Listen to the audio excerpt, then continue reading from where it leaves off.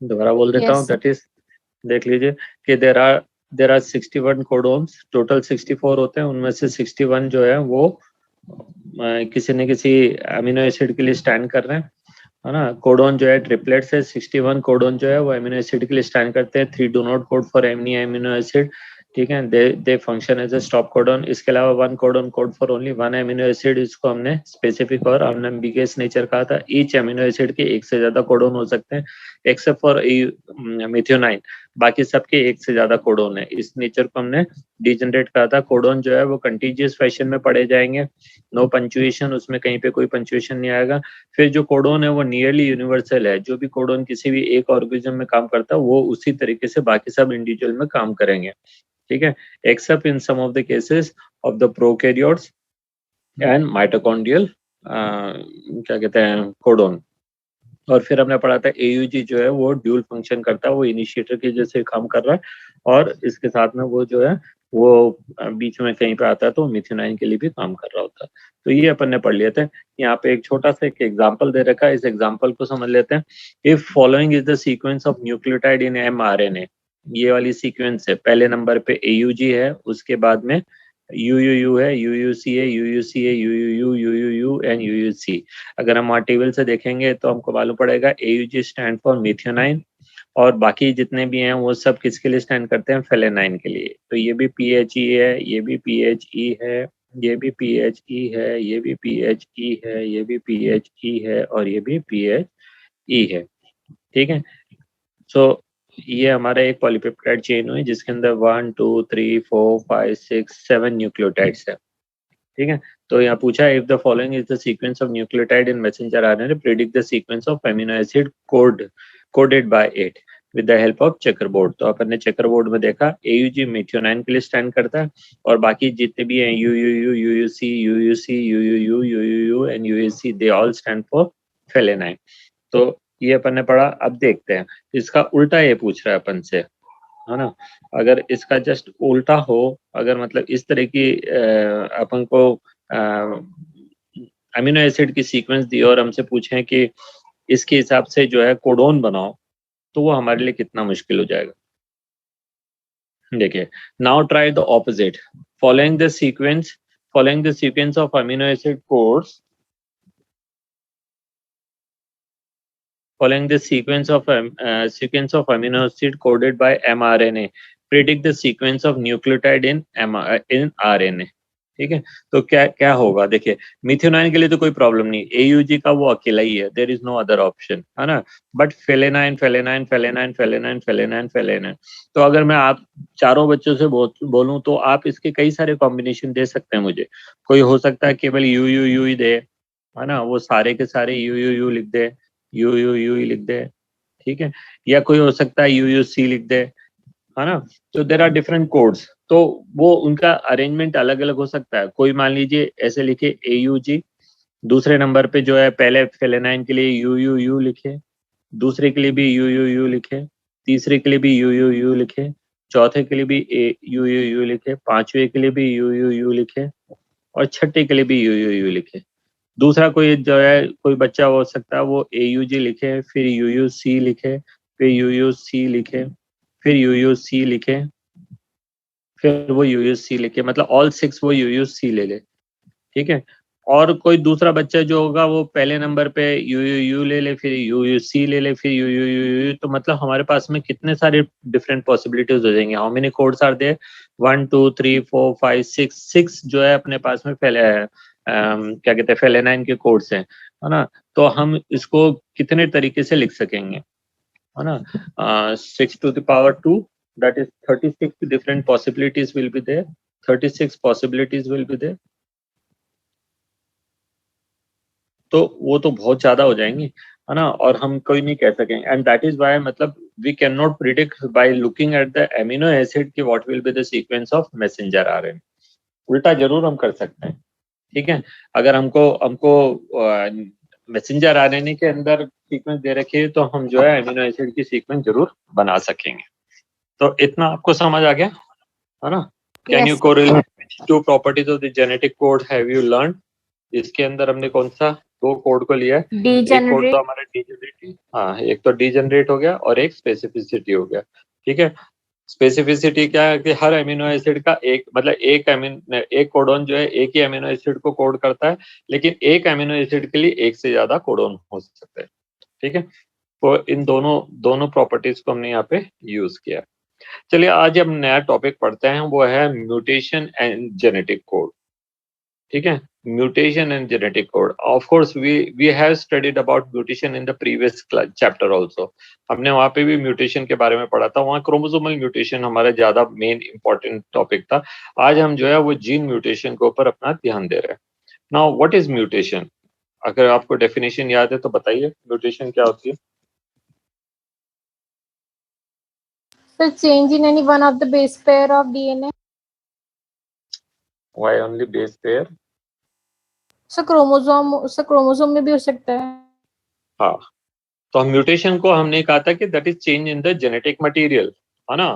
Genetic material में कोई भी चेंज आ जाए, है ना, there is change in the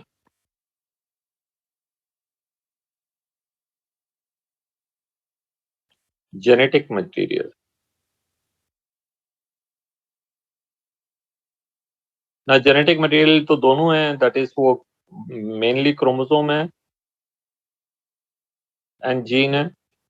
अगर क्रोमोसोम में कोई चेंज आए थे, दो तरीके से आए थे, स्ट्रक्चरल आ जाए कि उसका कोई सेगमेंट टूट जाए या जुड़ जाए या रिपीट हो जाए या रेसिप्रोकेट हो जाए या जो भी कुछ है, या नंबर में चेंज हो जाए कि उसके अंदर दो सेट की जगह वन सेट रह जाए या थ्री हो जाए या फोर हो जाए या पूरा का पूरा सेट ही चेंज हो जाए या पर्टिकुलर एक क्रोमोसोम का नंबर चेंज हो जाए।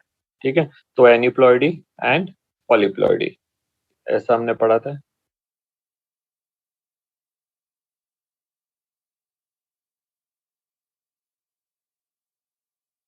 ठीक है, और जीन म्यूटेशन भी हमने पढ़े थे। जीन म्यूटेशन के अंदर क्या है, उसको हमने पॉइंट म्यूटेशन नाम दिया था। दैट इज अगर कोई एक नाइट्रोजन बेस चेंज हो जाए, ठीक है, कोई एक नाइट्रोजन बेस चेंज हो जाए तो उससे क्या फर्क पड़ेगा, वो हमने पढ़ा। हमने सिकल सेल एनीमिया का एग्जांपल पढ़ा था, where U is replace by A, and हमने पढ़ा था कि कितना बड़ा चेंज आ गया था, जिससे कि मतलब जो नॉर्मल आरबीसी है that is become sickle cell RBC. Now today we are going to study a frame shift mutation. Frame shift mutation क्या होता है, इसको समझ लेते हैं। तो क्योंकि हम जेनेटिक कोड पढ़ चुके हैं, क्योंकि हम मैसेंजर आरएनए पढ़ चुके हैं, हम जानते हैं कि मतलब ये हमारा मैसेंजर आरएनए से for example, and in this messenger RNA codons are written like this triplets.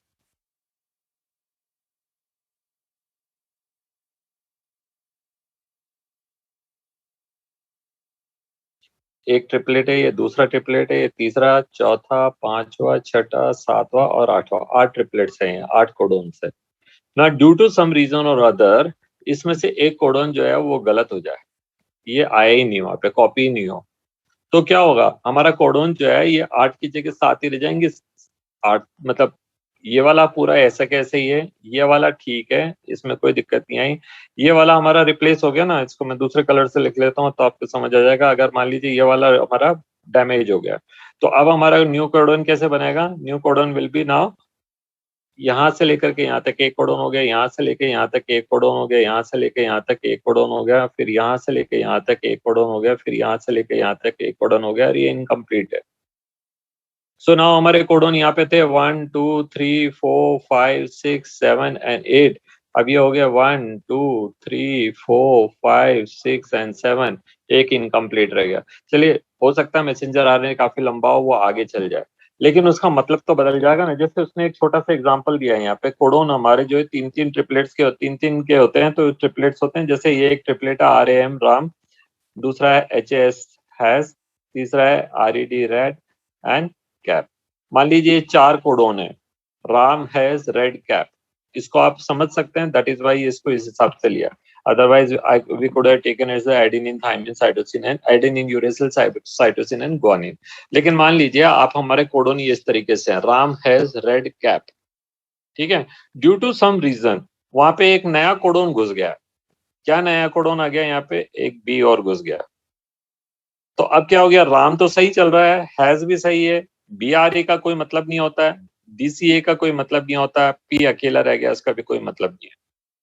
ठीक है, so this entire chain is changed, है ना। द ये फ्रेम शिफ्ट हो गया, मतलब असल में इसको हम कहते हैं कि मतलब the entire frame is shifted to the right hand side and the entire meaning is change, है ना।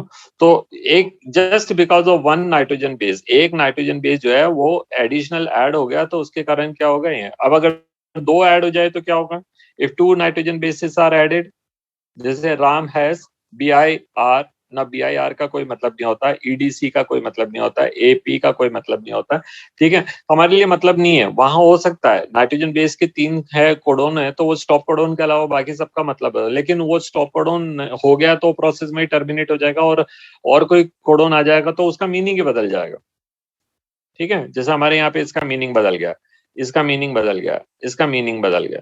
अब तीसरा एक और नाइट्रोजन बेस घुस गया, दैट इज G। तो अब इसका पूरे इससे बनने वाले प्रोटीन का मतलब ही चेंज हो जाएगा। पहले का मतलब हमारा सही सेंटेंस था राम हैज रेड कैप, अब ये हो गया Ram has big red cap. अब यहाँ पे एक क्या है, उसका एक एडिशनल फीचर आ गया, ठीक है। तो this is how mutation is taken place, जिसके अंदर the meaning of entire thing is change, पूरा पूरा जीन जो है वो उसका मतलब बदल जाएगा, है ना। उससे होने वाला एक्सप्रेशन जो होगा वो एक्सप्रेशन इज कंप्लीटली चेंज।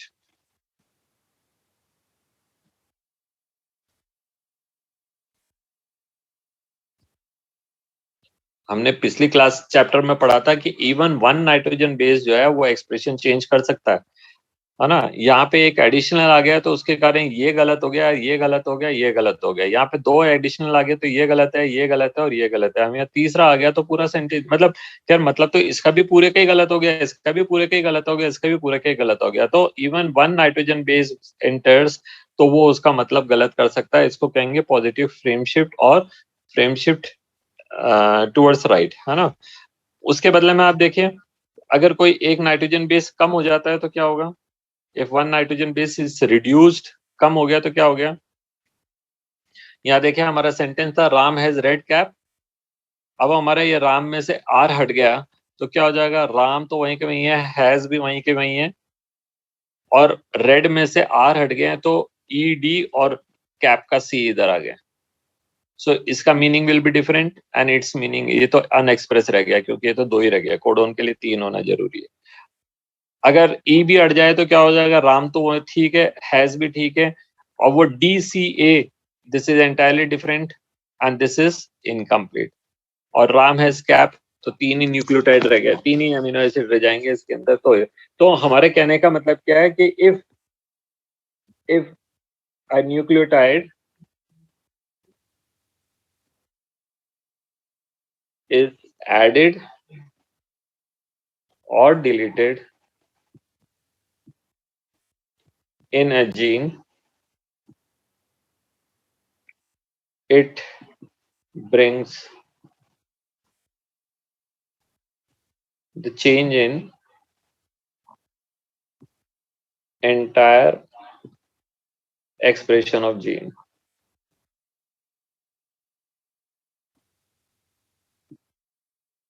ठीक है, और इसको हम कहेंगे फ्रेम शिफ्ट, कि पूरा का पूरा फ्रेम उस तरफ शिफ्ट हो गया। फर्ज कीजिए इसको एक अलग दूसरे एग्जांपल से समझते हैं, है ना, जो मैं वेरी कॉमनली यूज करता हूँ एग्जांपल। मान लीजिए स्कूल में हम तो टीचर्स हैं तो हम लोगों को ऐसा दिमाग में आता रहता है। मान लीजिए हमारी क्लास के अंदर 50 बच्चे हैं और 50 बच्चों में एक बच्चे ने TC ले ली, है ना, रोल नंबर 12 ने TC ले ली, है ना। तो 12 ने TC ले ली, लेकिन हमारे पास जो लिस्ट है उसके अंदर 50 बच्चों के रोल नंबर लिखे हैं 1 to लेकर के 50 तक, है ना, 1 2 3 4 5 6 7 8 करके, और यहाँ 12 भी है, 13 भी है, 14 भी है एंड ऑल, लेकिन 12 ने TC ले लिए। अब जब वो मार्क्स उसके एंटर कर रहे हैं तो 1 का मार्क तो यहाँ आ जाएगा, 2 का मार्क यहाँ आ जाएगा, 3 का मार्क इधर आ जाएगा, 4 का आ जाएगा, 5 6 7 8, 11 के भी मार्क्स आ गए, 12 तो बच्चा है ही नहीं, तो 13 के मार्क्स यहाँ शिफ्ट हो गए, 14 के मार्क्स यहाँ शिफ्ट हो गए, 15 का मार्क्स, और हो सकता है कि उसके अंदर जो है कोई बच्चा एब्सेंट था तो आपने कहा अरे यार बिल्कुल ठीक है, मतलब, है ना। तो वो जो या किसी बच्चे का मार्क्स अपने डबल चढ़ा दिया और पूरे हो गया हमारे पास, है ना। बीच बीच में क्या होता है ना, कई बार अब टीचर जो होते हैं वो कहीं चाय पीने उठ जाते हैं, कभी किसी का कॉल आ जाता है, कभी कुछ हो जाता है, वो भूल जाते हैं कि भैया किसका है। 2 बच्चों के एक जैसे नंबर हो सकते हैं, पहले वाले के भी 4 है, दूसरे के भी 4 है, तीसरे के भी 4 हो शायद, तो पता नहीं पड़ता है कि भाई ये 4 कितने लिख दिया मैंने, एंड वो बाई चांस जो है गलती कर दे, तो वो तो गलती जो होती है वो वहां से लेकर के नीचे तक चल जाती है। रोल नंबर 12 से लेकर के रोल नंबर 50 तक सारे बच्चों के मार्क्स जो हैं वो गलत चढ़े होंगे। Now some 2 children may be getting exactly equal marks, तो उनके कोई फर्क नहीं आएगा, लेकिन बाकियों के सबके फर्क आ जाए। ठीक है, हो सकता है कोई रैंकर हो और उसके 0 नंबर या 8 नंबर या 2 नंबर या 5 नंबर आ रहे हो out of 20 out of 30 out of 50, और कोई जो है मतलब बिल्कुल बिलो एवरेज हो बच्चा, बड़ी मुश्किल से पास होता हो, उसके 30 में से 26 मार्क्स आ रहे हो या 28 मार्क्स आ रहे हो। ठीक है, तो कभी कभार तो पकड़ में आ जाती है गलती, अदरवाइज जनरली पकड़ में नहीं आती है ना। और वो भी अगर बच्चे, that is why to ensure all these things we are showing copies to the children. ठीक है, तो हम बच्चों को कॉपी दिखाते हैं, लेकिन इन दिनों तो आपको कॉपी नहीं देखने को मिल रही है।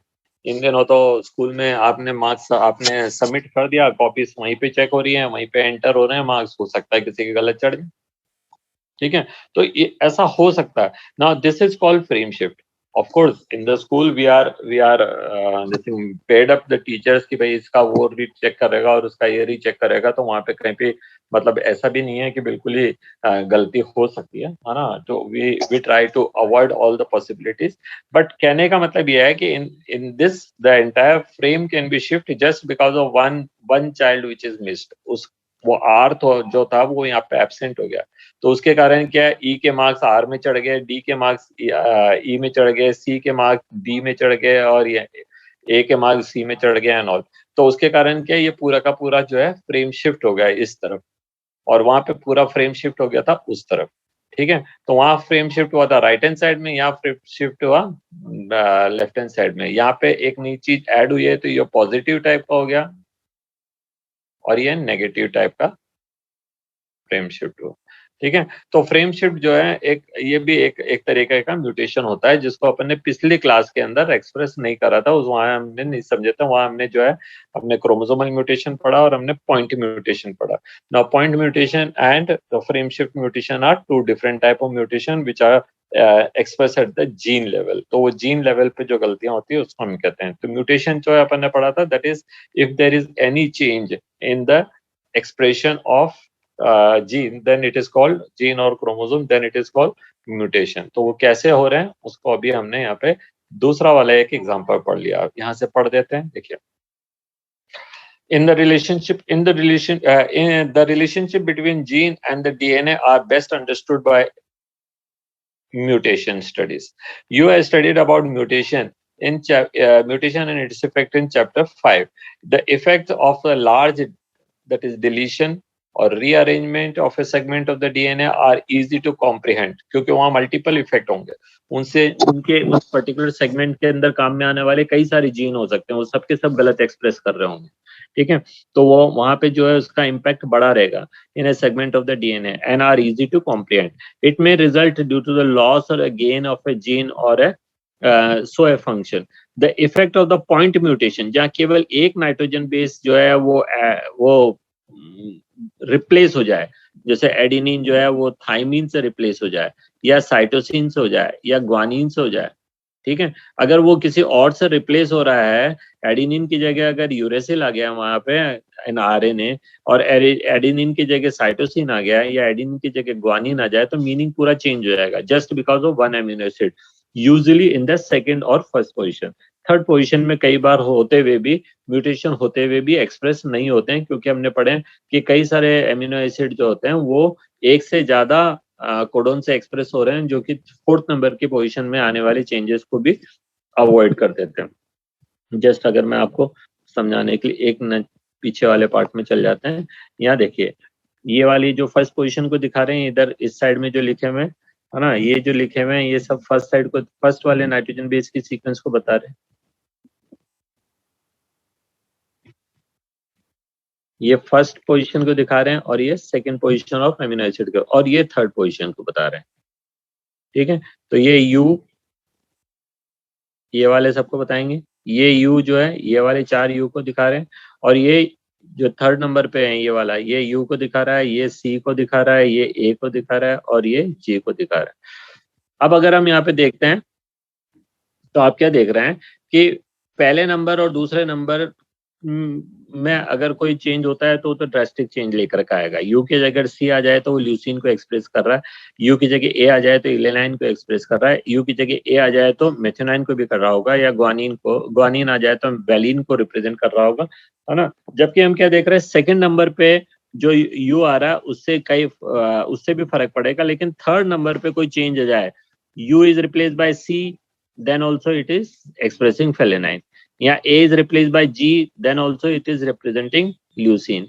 अगर हम यहाँ पे देखते हैं U और C और A या G कुछ भी आ जाए, मतलब फोर्थ नंबर पोजीशन पे कुछ भी चेंज हो जाए, CU पहले और दूसरे नंबर का सही रहे, थर्ड नंबर में कोई भी चेंज हो जाए, देन भी एक्सप्रेशन इज नॉट चेंजिंग।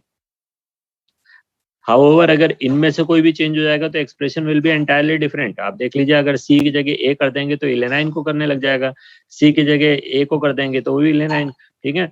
यहाँ पे अगर सी की जगह जी को कर देंगे तो वैलिन को रिप्रेजेंट करने लग जाएगा। लेकिन अगर थर्ड पोजीशन पे अगर कोई चेंज आ रहा है तो वैलिन के एक्सप्रेशन में कोई फर्क नहीं आ रहा है। थर्ड पोजीशन पे इन तीन के अंदर कोई चेंज आ रहा है तो कोई एक्सप्रेशन चेंज नहीं हो रहा है, यहाँ कोई चेंज नहीं हो रहा है, यहाँ कोई चेंज नहीं हो रहा है, तो म्यूटेशन तो हुआ है लेकिन एक्सप्रेशन चेंज नहीं हुआ।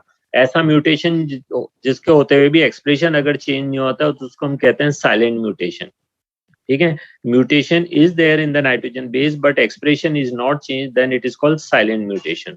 म्यूटेशन तो हुआ है लेकिन उसका कोई असर नहीं हुआ। जैसे हम कई सारे स्पेलिंग मिस्टेक कर देते हैं लेकिन हम समझते हैं कि कहना क्या चाह रहे हैं, है ना। जैसे आप रिकॉग्नाइज, आप कई सारी स्पेलिंग ऐसे लिखते हैं जिसमें ब्रिटिश इंग्लिश के अंदर एस लिखना होता है और यूएस इंग्लिश में जेड लिखना होता है, ठीक है। तो आप जेड लिखते हैं तब भी वो म्यूटेशन तो हो गया, मतलब ब्रिटिशर्स के हिसाब से तो स्पेलिंग गलत है, लेकिन हमारा ब्रॉड पर्सपेक्टिव है, हम उसको समझ लेते हैं कि वो क्या कहना चाह रहा है। अगर कोई क्या नाम से कलर की स्पेलिंग लिख रहा है और वो COLOUR की जगह COLOR लिख रहा है, तब भी हम समझ जाते हैं कि वो कलर लिख रहा है। तो यहाँ पे क्या है, एक ये म्यूटेशन तो हुआ ना, यू हटी गया वहां से, पर फिर भी एक्सप्रेशन में कोई फर्क नहीं आया, ठीक है। तो ऐसे कई बार हम जानते हैं, इनको हम कहते हैं, इनको this can be compared as a silent mutation. तो I think mutation is clear to you, है ना। फिर भी हम आगे क्या पढ़ते हैं यहाँ से देखते हैं। हाँ, तो ये देखते हैं, that is the effect of the point mutation can be explain here. A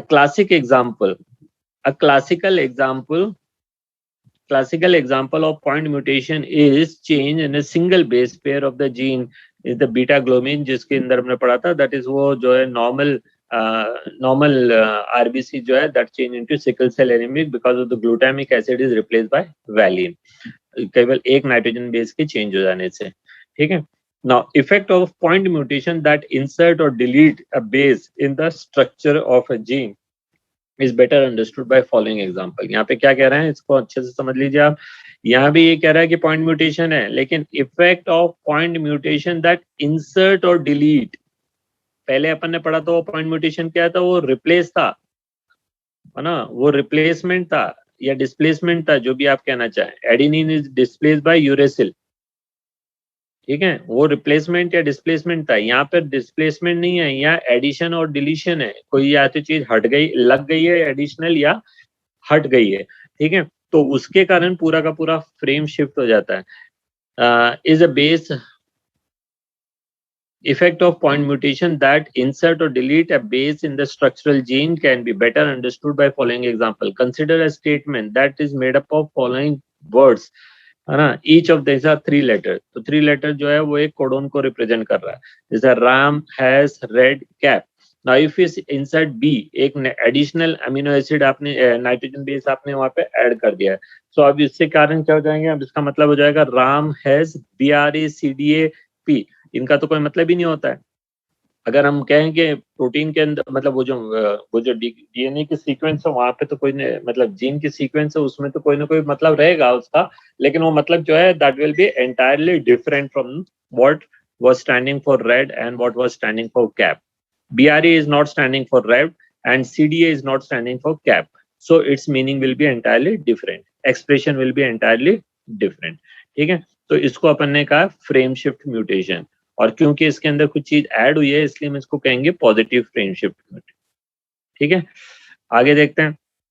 similarly if we insert 2 letter, तो इसका मतलब हो जाएगा BR BIR आ गया यहाँ पे, है ना, और यहाँ पे क्या है BIG। तो यहाँ पे क्या है, that is now insert the 3 letters together, say BIG, the statement would be read as a Ram has big red cap.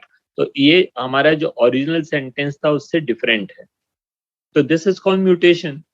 जो आपके पास ओरिजिनल सीक्वेंस आना चाहिए तो उसके अलावा कोई दूसरा सीक्वेंस आ गया तो म्यूटेशन है ना। आपको के साथ वहां काली आंख आनी चाहिए थी, उसकी जगह ग्रीन आई आ गई, तो आप उसको म्यूटेशन कह रहे हैं कि नहीं कह रहे हैं, है ना, क्योंकि होना क्या था और हो क्या गया, तो that will B mutation. Similarly, the same exercise can be repeated by deletion of the letter R, E and D। पहली बार में R को हटाइए, दूसरी बार में E को हटाइए और तीसरी बार में D को हटाइए।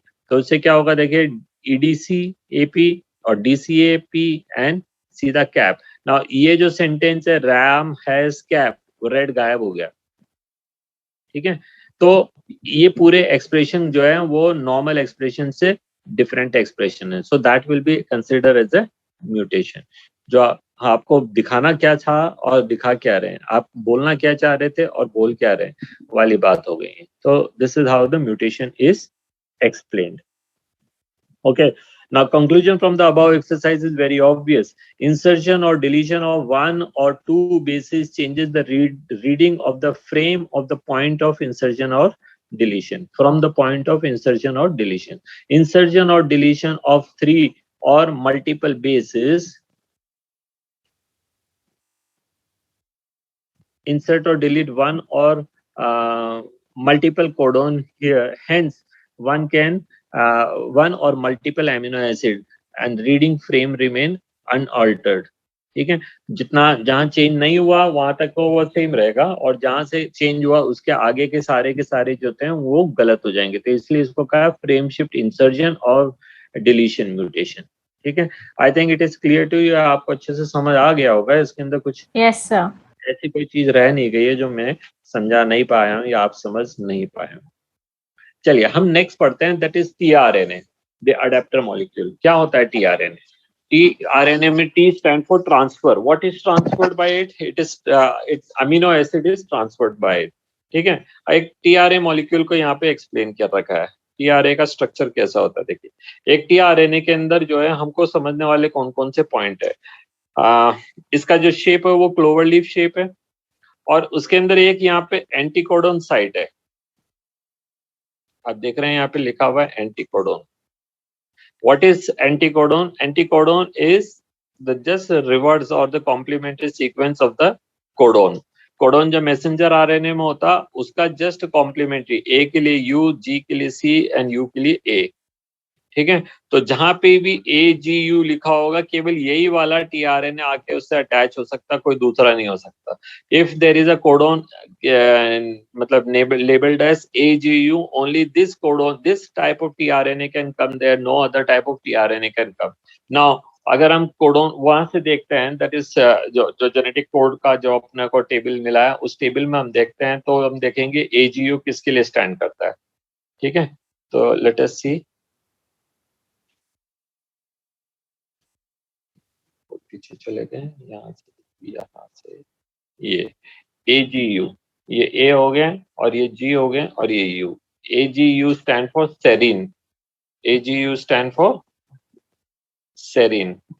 देख लीजिए A और इधर G एंड ये U। ठीक है, if messenger RNA has got AGU, उसके ऊपर जो tRNA लगेगा वो ऐसा tRNA होगा जो अपने साथ में सेरीन को लेकर आएगा, सेरीन टाइप के एमिनो एसिड को लेकर आएगा। तो यहाँ पे क्लोवर लीफ शेप है, जो हमारा कोई जो भी tRNA होता है उसका जो शेप है वो कैसा है, वो क्लोवर लीफ शेप है। एक छोटा डंडा है यहाँ पे, इस तरह से घूम रहा होगा, फिर एक ये, और ये एंटीकोडोन साइट है, और एक ये यहाँ पर हल्का सा फोल्ड है, and then this। तो this end is that end जहाँ पे कि वो अमीनो एसिड को होल्ड करेगा। अगर यहाँ पे UGC है, ठीक है, UGC है, नहीं AGU है ना, ये U है। सो यहाँ पे UG और ये A हो, तो अगर ये UGA होगा तो वो किसको लेकर के आएगा, सेरीन को। ठीक है, चलिए देखते हैं, ऐसा हो भी रहा है कि हम अपना गप्पे मार रहे हैं। तो इस चीज को अब यहाँ पे अच्छे से समझते हैं।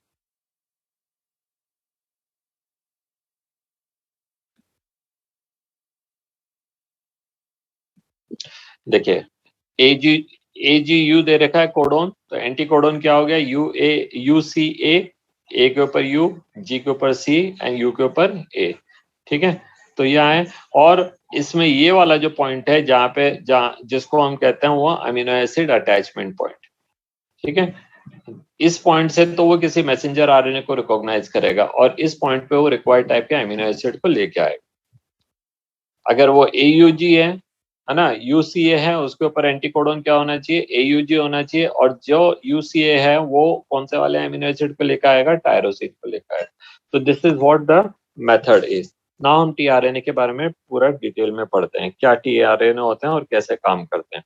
देखिए, from the very beginning of proposition code it was clear by the Francis Crick that there is a mechanism to read the code and also to link it with the amino acid. उन्होंने कहा कि भैया जो भी है base pairing rule इतना strict है कि वो एडेनिन जो है वो थाइमिन से ही कंबाइन कर सकता है, साइटोसिन जो है वो ग्वानिन से ही कर सकता है, ग्वानिन केवल साइटोसिन से कर सकता है, थाइमिन केवल एडेनिन से कर सकता है। अगर थाइमिन की जगह आप यूरेसिल लिख लीजिए कोई फर्क नहीं पड़ रहा है, आरएनए में यूरेसिल हो जाता है।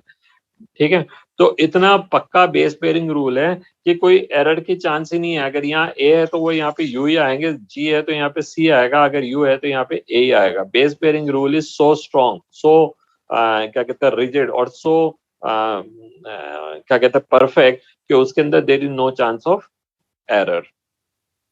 तो ये चीज जो है किसने बता दिए थे, वॉटसन एंड क्रिक में से जो है फ्रांसिस क्रिक ने इस चीज को बता दिया था।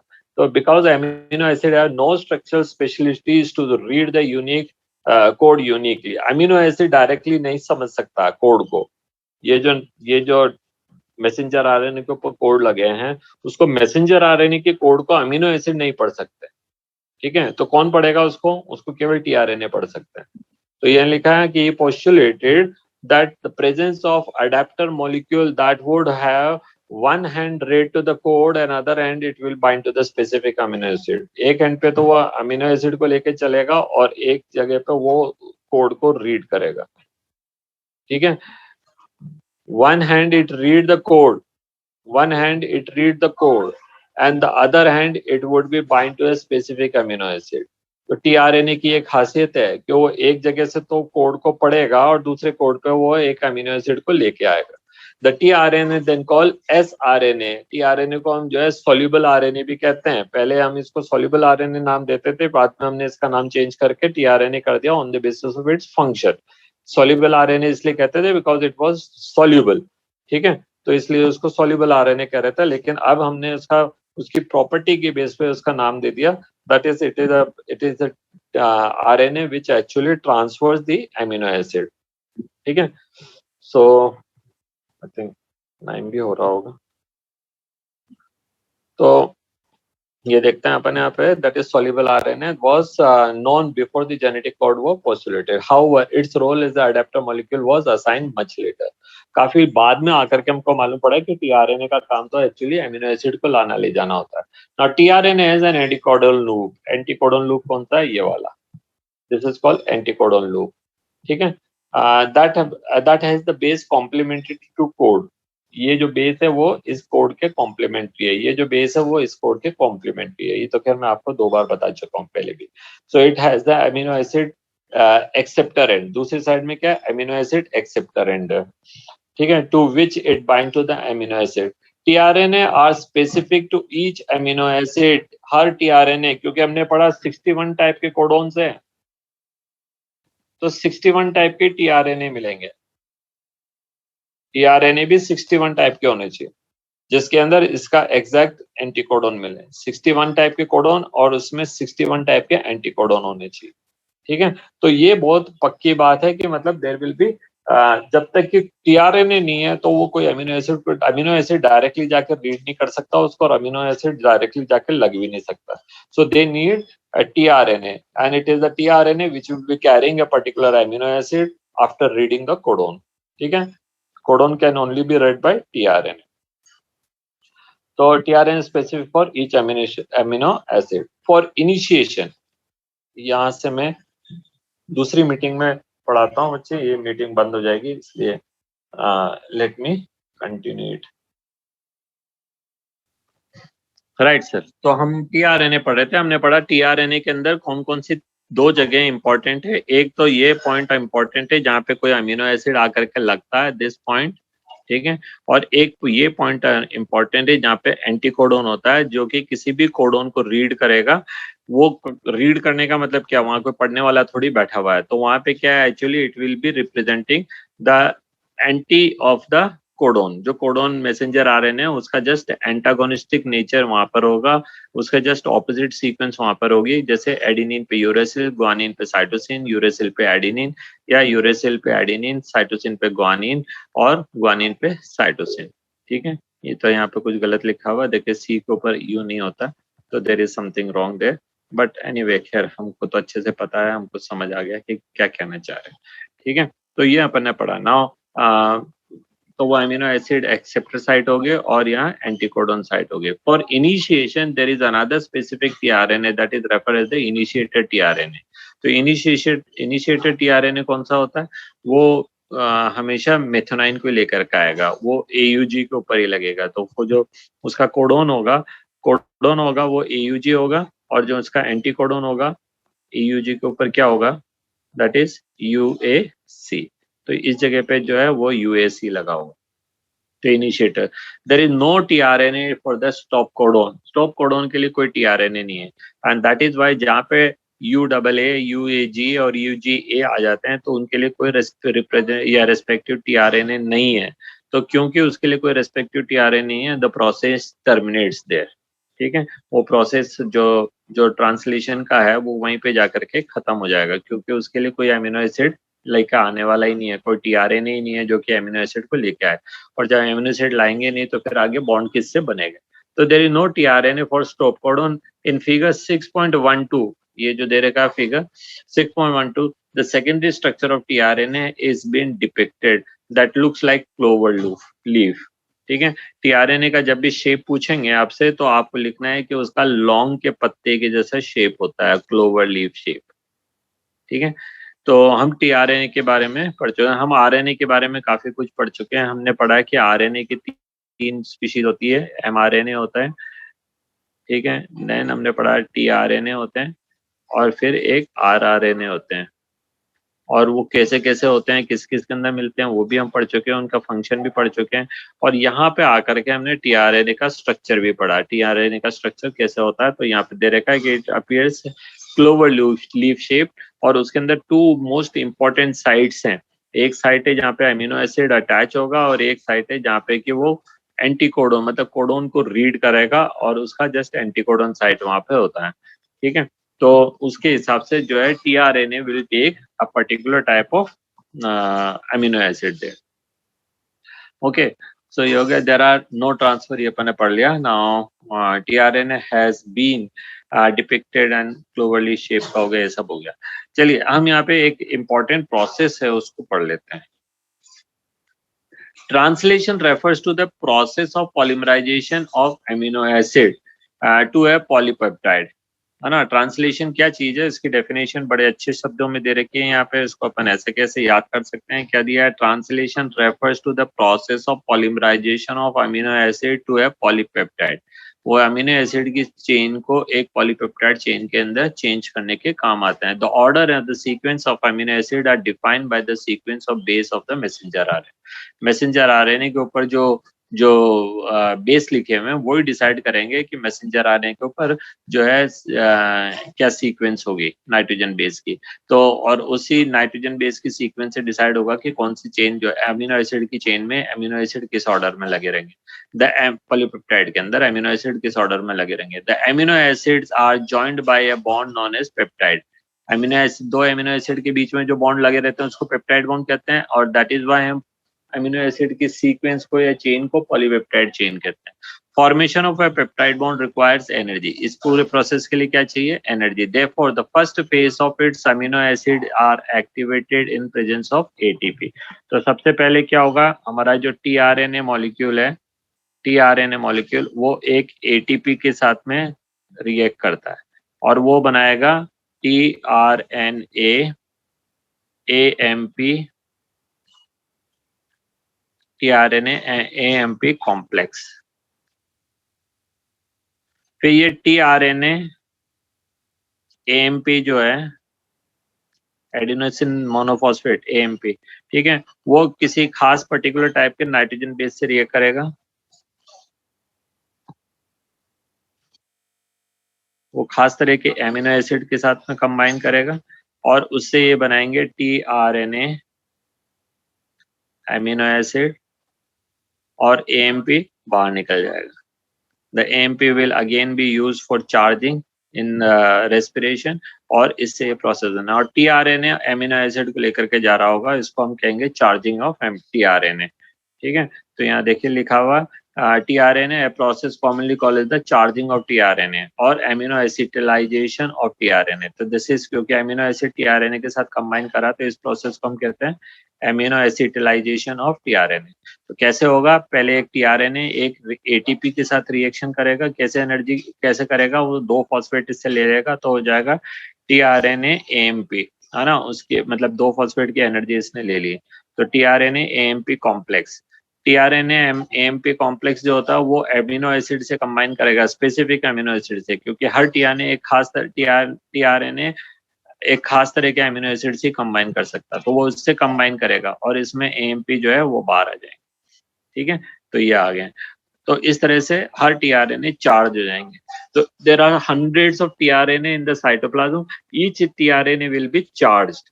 So no sooner messenger RNA come, tRNA will just go and stand around it and they will see कि कब मतलब कौन सा कोडोन जो है वो उनका एंटी कोडोन के बराबर का है, जैसे ही वो आता है तो फट से जाके उसमें फंस जाते हैं और अपना tRNA वहां पे देंगे for the formation of polypeptide bond, ठीक है। If two such charged tRNA are brought close to one another, the formation of peptide bond between them will take place, ठीक है। वो कैसे होगा वो हम कल की क्लास में पढ़ेंगे, आज हम नहीं पढ़ सकते क्योंकि वो लंबा सा प्रोसेस है, इतना टाइम नहीं है हमारे पास में।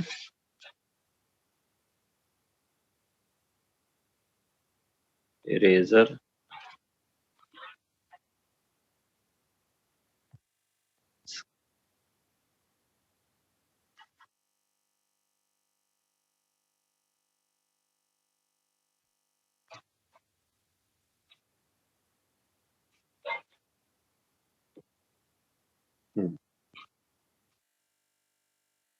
So how that process will be done, that we'll study in the tomorrow's class। इस वाले पैराग्राफ को पूरा कर लेते हैं। That would be favored energetically।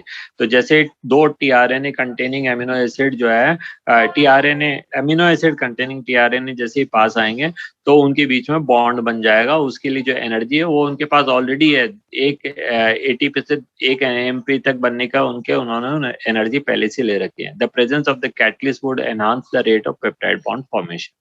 Now, how the further processes take place, that we'll study in tomorrow's class. Okay, so that's all for today, children. Thank you, sir. And good day, children. ठीक है, तो आप if you have got any doubt, you can ask me. आज की